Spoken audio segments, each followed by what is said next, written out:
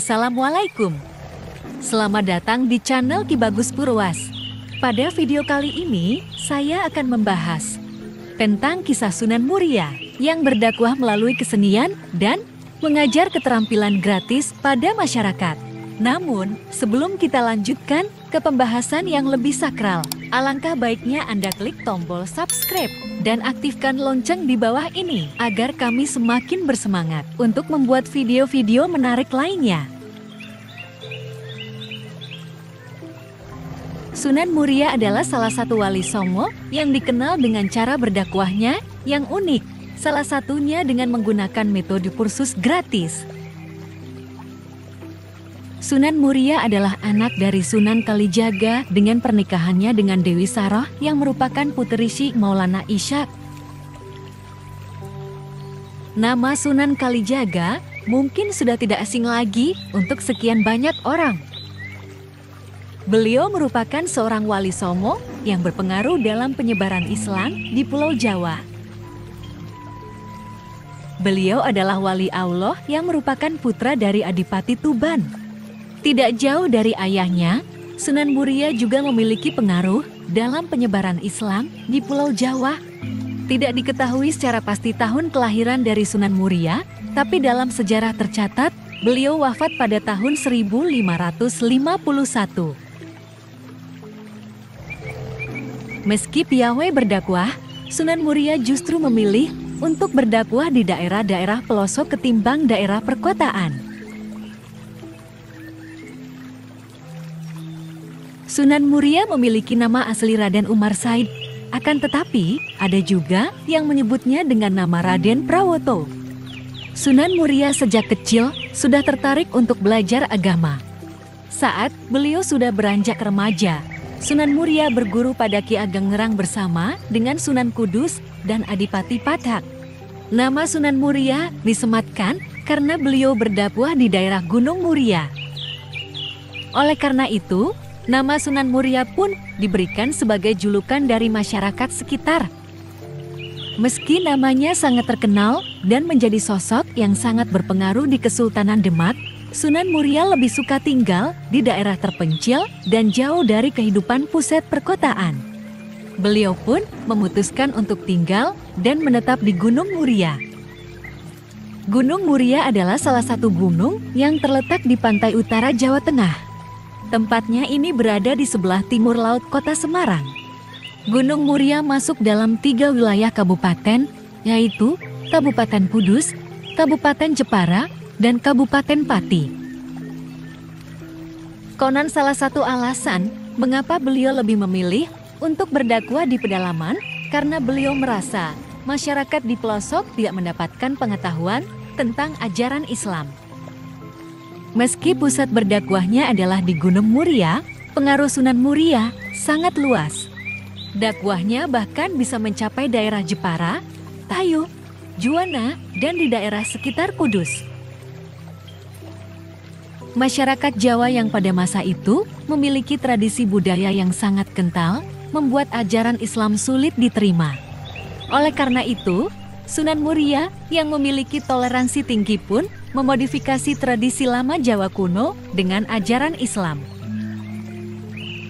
Jadi, bisa dikatakan kalau Sunan Muria tidak berdakwah secara hitam putih. Beliau melakukan akulturasi budaya Jawa dengan ajaran Islam. Salah satu strateginya adalah dengan memodifikasi tradisi sesajen. Masyarakat Jawa yang pada masa itu kebanyakan adalah penganut agama Hindu, Buddha, dan animisme diajarkan untuk tidak lagi mempersembahkan makanan kepada roh leluhur, melainkan membagikan makanan kepada tetangga sekitar. Jadi, kalau ada orang yang punya hajat, maka ia bisa mengumpulkan tetangga dan mendoakan leluhur bersama-sama dengan cara Islam. Masyarakat setempat pada masa itu menamainya dengan tradisi kenduri. Tradisi ini sekarang lebih dikenal dengan nama kirim doa yang dilakukan sebelum bulan Ramadan, sebelum acara pernikahan, hingga sebelum melakukan acara besar lainnya. Tujuannya masih sama, yakni mendoakan para leluhur atau sanak keluarga yang sudah meninggal. Namun, Tidak dengan menyajikan sesajen, melainkan mengirimkan doa dengan membacakan ayat-ayat Al-Quran dan salawat. Sunan Muria dikenal dengan cara berdakwahnya yang bisa dikatakan berbeda dari metode berdakwah lainnya. Sunan Muria memilih metode berdakwah dengan memberikan kursus gratis kepada masyarakat setempat. Diketahui kalau masyarakat yang tinggal di daerah pedalaman memiliki pengetahuan dan keterampilan yang kurang. Beliau kemudian menggelar kursus keterampilan yang khusus diselenggarakan bagi para petani, pedagang, pelaut, dan nelayan. Di kursus tersebut, nantinya masyarakat akan diberikan pengetahuan bagaimana cara berdagang, bercocok tanam, menangkap ikan, membuat perahu, dan lain sebagainya. Setelah mengajarkan kursus gratis keterampilan tersebut, beliau akan mengajarkan ajaran Islam kepada mereka. Dengan membangun kepercayaan dari masyarakat, Sunan Muria bisa lebih mudah untuk menyebarkan agama Islam di sana. Tidak hanya masyarakat yang tinggal di Gunung Muria dan sekitarnya, masyarakat dari luar kota hingga luar Pulau Jawa pun datang menemui Sunan Muria untuk mendapatkan kursus gratis tersebut. Inilah yang membuat nama Sunan Muria dikenal oleh masyarakat di luar Jawa Tengah. Bentuk perjuangan Sunan Muria dalam menyebarkan ajaran Islam adalah dengan berdakwah dan mengombinasikannya dengan kesenian. Tak berbeda jauh dengan ayah sekaligus gurunya, yakni Sunan Kalijaga. Sunan Muria memiliki kemampuan mendalang seperti ayahnya.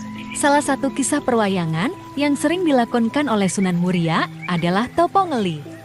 Dalam kisah Topo Ngeli memiliki tokoh utama bernama Dewa Ruci yang merupakan empu dari kerajaan Majapahit.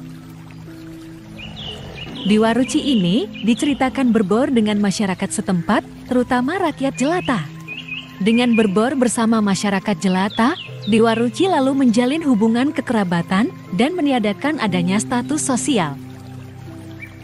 Sebenarnya, tokoh Dewa Ruci ini mencerminkan kepribadian Sunan Muria karena beliau juga sama-sama memiliki sifat yang sama, yakni suka membantu masyarakat.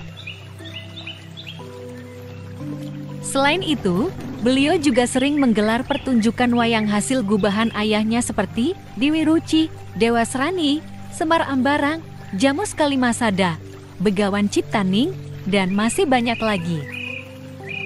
Saat mendalang, unsur-unsur Islami dimasukkan ke dalam pertunjukan wayang tersebut.